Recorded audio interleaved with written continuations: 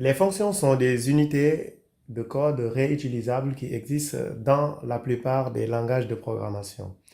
Autrement dit, c'est un bloc de code à qui on donne un nom et qui peut être appelé plus tard sur le code. Sous Bash, il y a deux manières principalement de définir une fonction.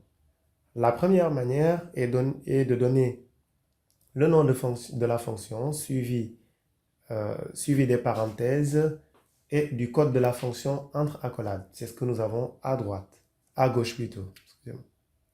Nous pouvons voir entre les accolades en bas la définition de la fonction. La deuxième méthode consiste en l'utilisation du mot-clé function suivi du nom de la fonction. Les parenthèses ne sont pas obligatoires et entre accolades le contenu de la fonction.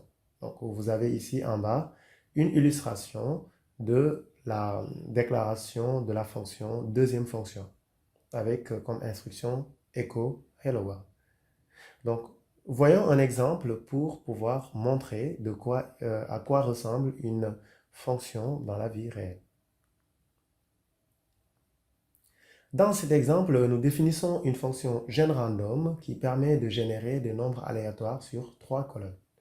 Nous y ajoutons une colonne au début qui va servir comme colonne d'indexation ou accès des abscisses si vous préférez. L'appel de la fonction, une fois qu'elle est définie, se fait comme si le nom de la fonction était une commande. Il suffit donc de donner le nom de la commande suivi de ses arguments. En particulier, ici, la fonction GenRandom n'admet pas d'argument. Mais dans sa définition, vous pouvez voir, nous avons utilisé le mot-clé à droite, function, suivi du nom de la fonction entre parenthèses. À l'intérieur, nous avons utilisé la boucle for, qui est le corps de la fonction, entre 1 et 100, et nous faisons écho, ensuite nous utilisons la variable d'environnement random qui contient à chaque fois un nombre aléatoire. Donc ici, c'est un exemple très simple de définition de fonction qui peut être réutilisable. Et cette fonction peut même être utilisée pour, comme on va le voir tout à l'heure, pour générer des mots de passe, par exemple. Regardons une deuxième fonction qui est la fonction GenPassword.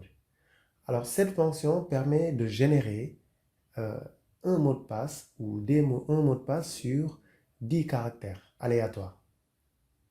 Alors, nous avons dans la définition donc function qui est le mot-clé qui permet de définir la fonction, plus give me password qui est le nom de la fonction.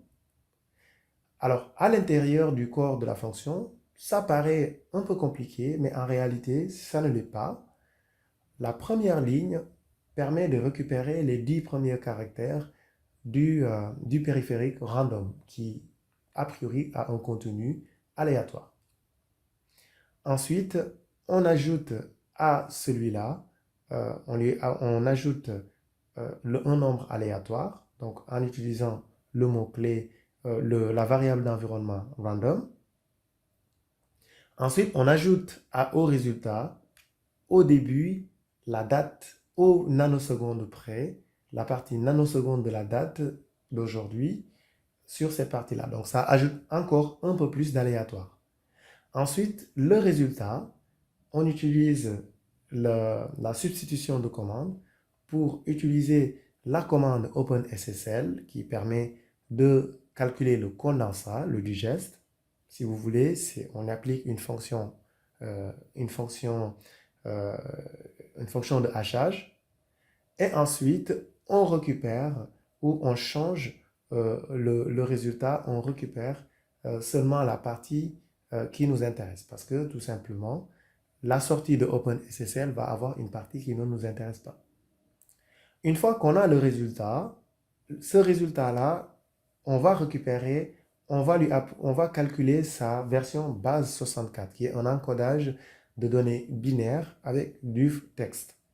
Et ensuite, on récupère les 10 premiers caractères. Donc, ça permet donc de générer un mot de passe sur 10 caractères. Donc là, pour l'appel de la fonction, il suffit de faire give me password.